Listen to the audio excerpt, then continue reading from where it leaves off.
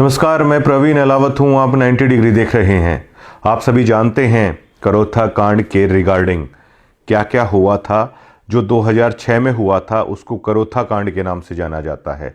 लेकिन आज जो अभी से कुछ ही दिन पहले एक दूसरा करोथा कांड हुआ है और वो पहले वाले करोथा कांड के मुकाबले कई गुना ज़्यादा है। पहले वाला जो करोथा कांड हुआ था उस समय ज्ञान का प्रचार नहीं था। गुरु महाराज जो कहते थे, संत रामपाल जी महाराज, उन बातों को लोग समझ नहीं पाए थे। वो जो रार उत्पन्न हुई थी वो एक नई शुरुआत हुई थी जिसको लोग पचा नहीं पाए थे। वो गलत फहमियों के कारण है वो रार उपजी थी। लेकिन जो ये दूसरे वाला करोथा कांड हुआ है अब से कुछ ही दिन पहले, इसके बारे में आज मैं आपको खुलासा करना चाहता हूँ। और देखिए, मेरा मकसद, मुझे आखिरकार मिलना क्या है। मुझे किसी से कुछ लेना नहीं है, लेकिन मेरा मकसद सिर्फ ये है कि आखिरकार सच क्यों नहीं बताया जाए। जो संत गुरु महाराज के फॉलोवर हैं उनसे ये सच क्यों छुपाया जाए। और जो मैं बोल रहा हूँ उन सभी को पता है कि मैं झूठ नहीं बोल रहा हूँ। और ये जो तरह तरह के आरोप लगाने की कोशिश की जा रही है, इस पर भी है वो जवाब दिया जाएगा। अब काफ़ी सालों से 2006 के बाद करोथा कांड हुआ, विवाद उपजा, आश्रम बंद हो गया था, दोबारा से कोर्ट से आया, दोबारा से भीड़ इकट्ठी हो गई थी। आश्रम लगातार कई सालों तक बंद रहा। 19 साल के बाद आश्रम बंद रहा। वो आश्रम जो गुरु महाराज के काफ़ी करीब है, यहाँ से शुरुआत हुई थी, लाखों भक्तों के दिल के बेहद करीब है करोथा आश्रम। बेशक से बंद रहा, लेकिन करोथा आश्रम का जिक्र है, संत महाराज जी की वाणियों में है, वो लगातार चलता रहा। आप यकीन मानिए, 19 साल के बाद अगर उस आश्रम को खोला जा रहा है तो उन भक्तों के मन में, उन संत महाराज के मन में किस तरह के भाव उमड़ रहे होंगे। लेकिन जैसे ही करोथा आश्रम शुरू हुआ, एक सबसे बड़ा कांड ये किया गया कि 25 लाख रुपए का गबन है करोथा आश्रम में। अब जब ये खुला तो ही कर दिया गया गुरु महाराज के रिश्तेदारों के द्वारा। सब गवाह हैं इस चीज के। सभी करोथा आश्रम में जो भगत हैं सभी को ये घटना पता है, किस तरह जबरदस्त लड़ाई भी वहां पर हुई। और आश्रम खुलने से पहले ही उसको ताला लगाने की नौबत आ गई थी। जिस दिन ये झगड़ा हुआ, जो बकायदा हाईवे है, उससे ट्रक वाले रोक रोक कर उस झगड़े को सुन रहे थे। अब ये देखिए, आश्रम के अंदर चलने वाले झगड़े को अगर रोड से जाने वाले व्यक्ति भी अगर रुक रुक कर देख रहे हैं तो विवाद किस कदर उपजा था।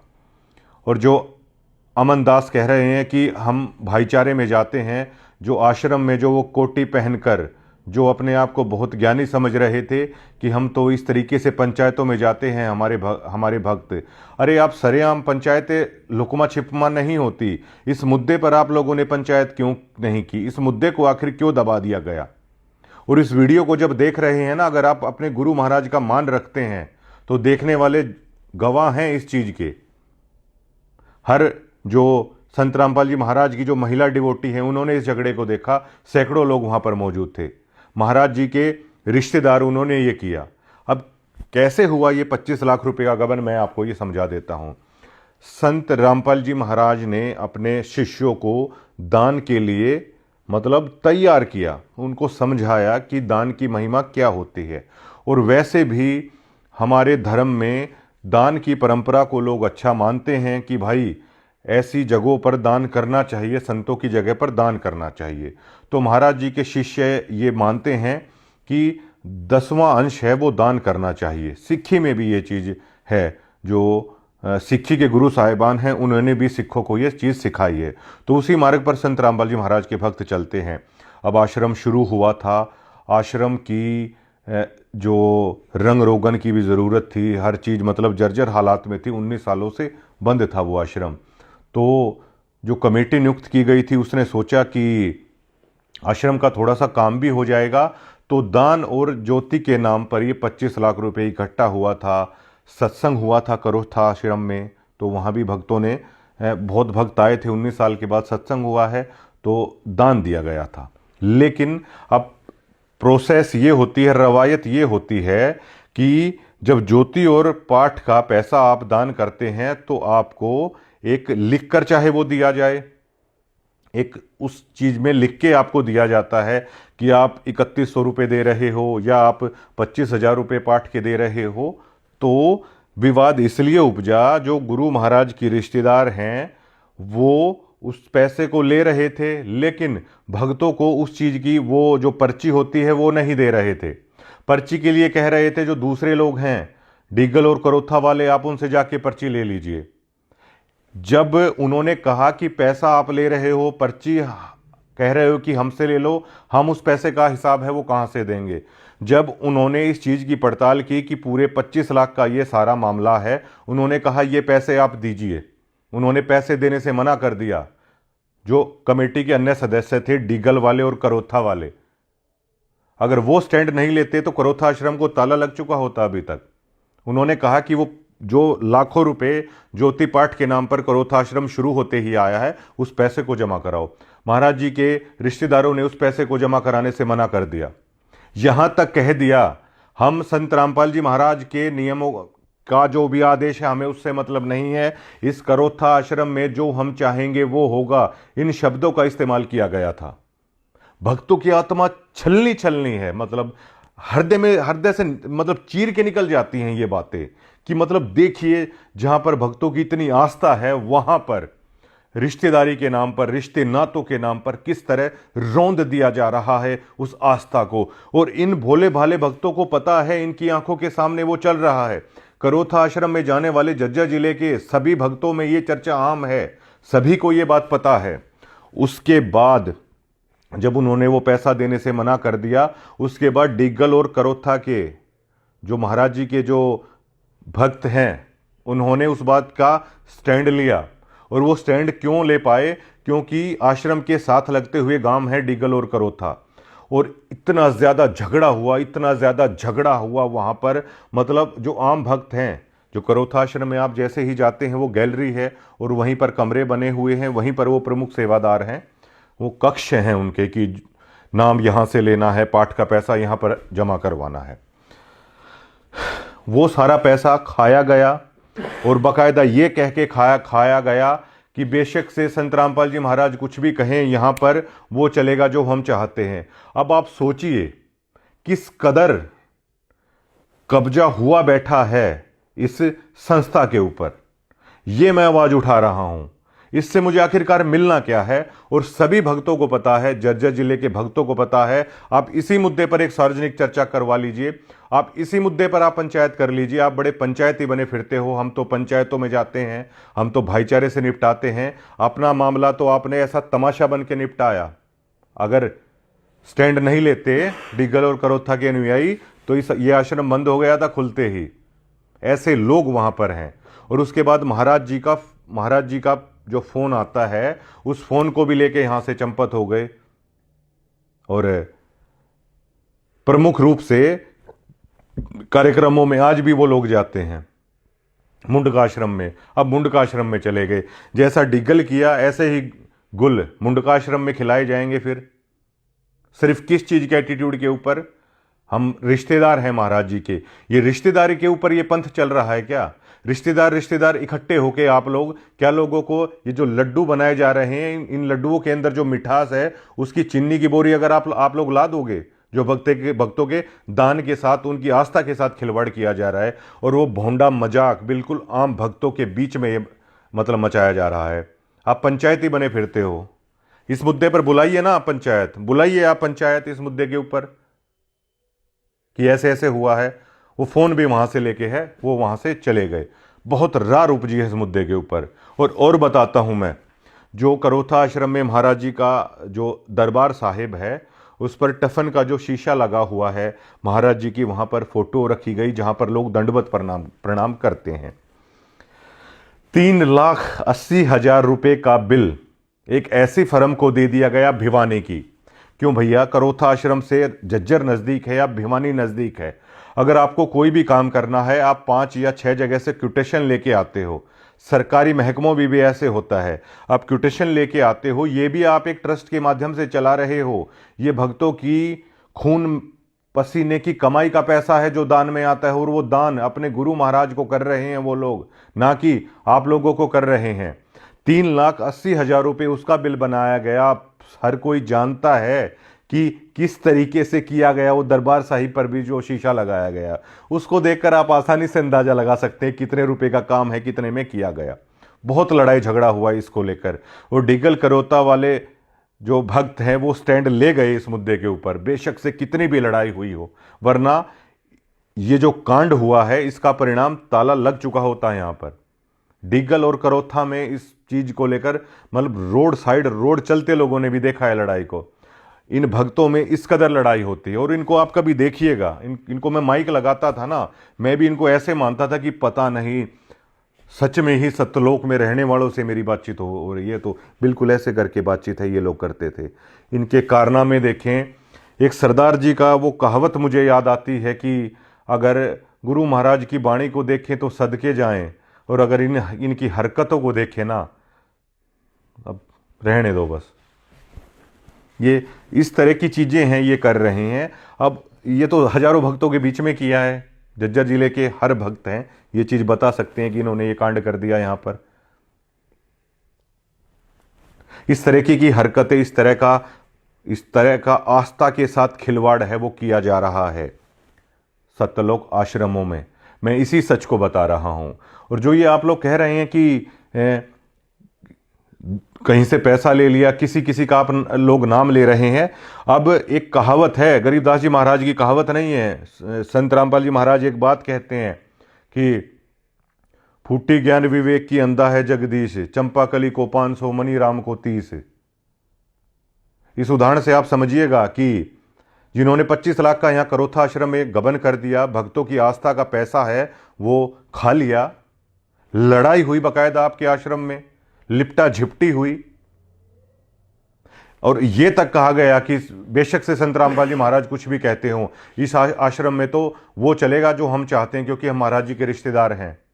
अगर ठाड्डे नहीं होते वो डिगल वाले और करोथा वाले भगत, तो ये बाणियां भी उसी तरह चलती रहती है वहां पर, ये भंडारा भी उसी तरह चलता रहता है। लेकिन आपके पैसे के साथ ये देखिए, मतलब जहां पर आप जमा करा रहे हो, जहां पर जिसके हाथ में वो चाबी आ जाती है, उसका एटीट्यूड वो देखिए, मतलब लोगों के साथ मतलब क्या हो रहा है।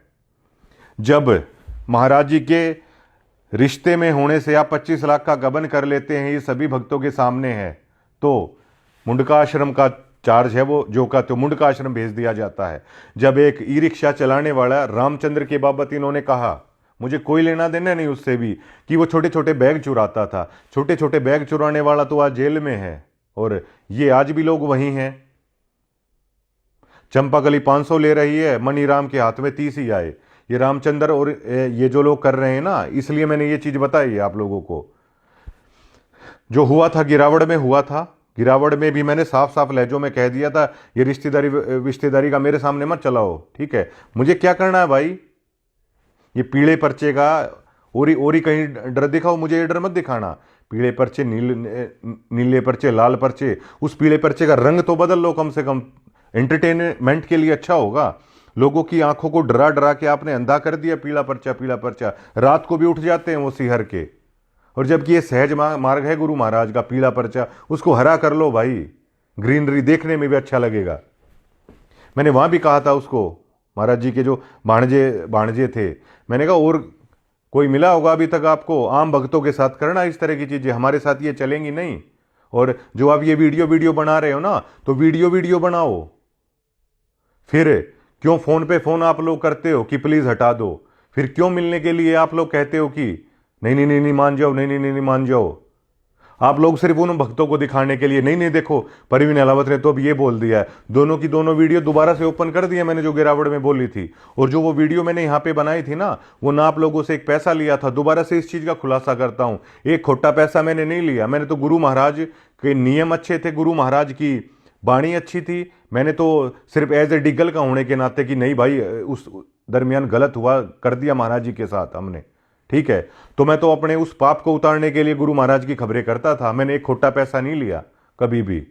और हमने तो ये सीखा है कि गुरु महाराज जियों की जगह पे, संतों की जगह पे कुछ दे देना चाहिए, कुछ लेना नहीं चाहिए। और देने वाली बातें तो मैं इसलिए नहीं करता क्योंकि गुरु महाराज ने ही कहा है कि दिया उड़ कभी बताना नहीं चाहिए, लेकिन उसके लिए भी आप लोग कभी ना कभी मजबूर कर दोगे। लेने की बात तो छोड़ो, कभी नहीं लिया। और यहां पे जब आप लोग खबर हटवाने के लिए आए ना, पता है आप लोगों ने क्या बोला था कि वीरेंद्र ने ये कहा है कि चाहे उसको कुछ भी देना पड़े, मना कर दिया मैंने। अरे आप तो इतने इतने सालों से जुड़े हुए आदमी हो, मैंने तो 1 साल से देखा था इस नियम को। मैंने तो भी इस माया के सामने नहीं झुका। आपने जो कहा, मैंने तो ठीक है भाई कि लोग आए हैं, मुझे किसी ने कहा कि कोई गलत प्रचार कर रहा है, कोई इस तरीके से कर रहा है, मैंने तो उस वीडियो को सुधार के लिए आपके लिए बना दिया था। वो मेरी बात झूठ नहीं थी कोई भी। अब दोबारा से ओपन कर दिया मैंने उन चीजों को। और उसके बाद आप लोगों ने क्या किया, सिर्फ इतना कि एक एमएलए को भी दया आ गई, चाहे उसने कुछ भी किया हो। जो पत्रकार साथी और बैठे थे उनको भी भाई ये आ गई, यार गरीब आदमी यार गाली दी है तो क्या हुआ, कभी तो इसने महाराज जी का नाम लिया था। सिर्फ इतनी सी तो बात थी। इतनी सी बात के ऊपर आप आस्तीन का सांप, 200 का माइक, 100 की डोरी, कोई कीड़ा बता रहा है, कोई कुछ बता रहा है। ये आप वीडियो में जो शेयर बन रहे हो ना, मैंने आपको ये भी बोल दिया था अगर आप संत रामपाल जी महाराज के अनुयायी हो ना तो मेरे पास मत आना इन वीडियो को हटवाने के लिए। मैं संत रामपाल जी महाराज पे पूरा भरोसा करता हूं, लेकिन तुम्हारे पेट का पानी हिल जाता है। अपने सिर्फ जुड़े हुए डिवोटियों को आप लोग वो बहलाने के लिए सारी चीजें करते हो। ये वीडियो बना दी, वो वीडियो भी मैंने, ठीक है, गांव वालों की रिस्पेक्ट रखते हुए, सरपंच कुछ आ गए थे यहाँ पे, ठीक है, उनके साथ हमारा अच्छा व्यवहार है, उनकी बात को देखते हुए मैंने वो कर ली थी, ना कि किसी चीज को कुछ लेते हुए मैंने आपकी वो चीज कर ली थी। आते ही घर के अंदर एंट्री करते ही ये शब्द थे कि वीरेंद्र ने ये बोला है कि जो भी कुछ देना पड़े। मैंने माथे पे हाथ पकड़ लिया था, मैंने कहा ये माया के उसमें रचे हुए व्यक्ति हो चले हैं, ये तक सुनने के लिए तैयार नहीं कि मतलब क्यों कोई आखिरकार ऐसा कर रहा है। और ये बात करते हैं ना, ये पवन की बात करते हैं, पवन का मैं जिक्र करता हूं यहां पर, आप लोग मजबूर करते हो इन चीजों के लिए। अरे भाई मतलब आप पूरी संगत को, गुरु महाराज का मंत्र आदमी जाप नहीं करता, उससे पहले आप लोग एक पवन जयपुर वाला इतने घबराए हुए हो क्या आप एक आदमी से? आप लोगों को भरोसा ही नहीं है क्या?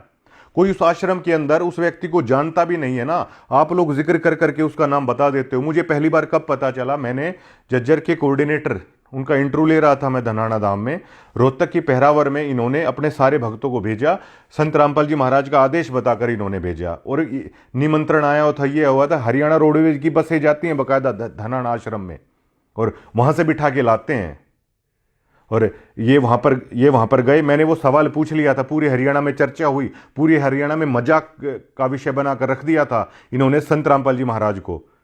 जब ये रोहतक रैली के अंदर जब ये लोग गए थे, मैंने पूछ लिया था कि ये पूरे हरियाणा में चर्चा है कि आप रोहतक रैली के अंदर गए हैं, तो मना किया। तो उस पवन ने जज्जर के कोऑर्डिनेटर की वो वीडियो बना दी कि ये कबीर पंथी नहीं कौवा पंथी है। मुझे ये चीज का तक नहीं पता। उनका फोन आया और बिहाफ पे किस पे, वीडियो 90 डिग्री की उन्होंने कुछ उसमें शॉट ले रखे थे, जिसमें जज्जर के कोऑर्डिनेटर है वो दावा कर रहे थे हमारा तो वहां पर कोई नहीं गया। और उसमें हेडलाइन उन्होंने लिख दी कि ये जज्जर के कोऑर्डिनेटर ये कबीर पंथी नहीं कौवा पंथी है। मेरे पास फोन आया, देखो। मैंने कहा अरे यार आप तो ये बोलते हो कि इस पवन से दूर रहो, इसकी तो बात भी नहीं सुननी चाहिए, इसकी तो वीडियो भी नहीं देखनी चाहिए। आप लोग क्यों इनकी वीडियो आप देख रहे हो, क्यों मुझे दिखा रहे हो? नहीं, उसके पास कॉपीराइट भेजो, उसके पास ये भेजो। मैंने कहा मैं पत्रकारों में ये चुट्टी हरकतें नहीं करता कि कॉपीराइट भेज दूं या यह भेज दूं या वो भेज दूं। मेरी बहुत सारी वीडियो सतलोक आश्रम से जुड़े हुए लोग हैं वो चलाते हैं, मैंने कभी किसी के पास कॉपीराइट भेज दूं क्या मैं? ठीक है भैया, अब जो चीज है वो उसको चलने दो, उसमें क्या दिक्कत है? यही लोग, ये इतने डरे हुए लोग हैं कि आदमी पहले नाम नहीं लेता, उससे पहले पवन जयपुर उसकी आंखों में डाल देते हैं, जो ये टैग मेरे साथ लगाने की कोशिश कर रहे हैं। रामचंद्र तो आपके वहां से थैला चुराया करता था, पवन के ऊपर आपने पैसों के गबन का आरोप लगा दिया था, मेरे ऊपर आप क्या लगाओगे? ना तो मैंने आपके वहां चोरी की, मैंने तो आपके खबरों के 1 रुपए तक नहीं लिया। आप वीडियो हटाने के लिए आए, आपने कहा कि कुछ भी देना पड़े, मैंने तो तब नहीं लिया आपसे। वरना आप अभी तक आप लोग अपनी संगत को बता नहीं देते क्या कि पैसे लिए? संतों की जगह पे कुछ लिया नहीं जाता भाई, ठीक है, मैं उस चीज पे चला। वरना मेरे घर के पीपे में चून बिना पैसों के आ रहा है क्या? जो और भी 1000 तरह के खर्चे हैं वो मतलब वो बिना पैसों के हो रहे हैं क्या? मैं खबर करने आता था गाड़ी में, वो तेल मुझे कोई फ्री में डालता था क्या? मैं किस लिए आता था? क्योंकि मेरी आस्था थी, उस वाणी का असर था जिसको आपने बिल्कुल धूमिल करके धर दिया। और अब आप लोग अलग अलग तरह के प्रयास करने की कोशिश कर रहे हैं, ऐसे हुआ वैसे हुआ, रामचंद्र का इन्होंने ये कर दिया, रामचंद्र का वो कर दिया। कानपुर से उसको मैं उठा के लाया क्या? और एक ई रिक्शा वाले को फंसाने के लिए आपने इड्डी चोटी का जोर लगा लिया। महाराज जी ने तो उसका बाल बाका नहीं होने दिया। आप लोग कब समझोगे इस चीज को? और अगर ठेले चुराने से उसको गुरुद्रोही आपने घोषित कर दिया तो ये 25 लाख का गबन किया महाराज जी के रिश्तेदारों ने, इनको क्या घोषित करोगे फिर आप? लेकिन कुछ कुछ कहिए ना आप, कुछ करिए ना आप कि मतलब मैं क्यों कर रहा हूं ऐसा, बनाइए कुछ। कैसे आप अपनी संगत को बताएंगे? क्या बताएंगे आप? आप लोग खुद ही पवन पवन पवन पवन करते हो, ठीक है, खुद ही घबराते हो उसकी वीडियो से, और औरों को आप शिक्षा देके खुद ही उसके व्यूअर हो आप लोग, और आप ही लोग बताते हो। मेरे मामले में ये बड़े परेशान है कि किस तरीके से आखिर किया जाए। वीडियो बनाओ भाई, वीडियो बनाओ, मेरे पास आओ मत आप लोग, ठीक है, मेरे पास आओ मत। आपने तो हरियाणा में वो कर दिया कि मतलब लड़ता क्यों है बोला भाई, मतलब पहले तो मतलब ठाडा बन के हैं, फिर बोधा बन के, मतलब हर तरह की चीजें आप लोग कर रहे हो। ये दूसरा करोथा कांड है और इस पे पंचायत करो आप लोग। क्या मैंने आप लोगों से कुछ लिया नहीं? क्या यही मेरा कसूर? सच बोल दिया, यही मेरा कसूर? सतलोक आश्रम में तो इस शेर बिल्कुल इनके ऊपर ना फिट बैठता है। बर्बाद गुलिस्ता करने को सिर्फ एक ही उल्लू काफी है। हर शाख पे उल्लू बैठा है, अंजाम में गुलिस्ता क्या होगा। यहां तो हर शाख के ऊपर बैठे हुए हैं और इनकी भाषा आप देखिए, किस तरह की भौंडी भाषा ये ऑन माइक ऑन कैमरे है बोल रहे हैं।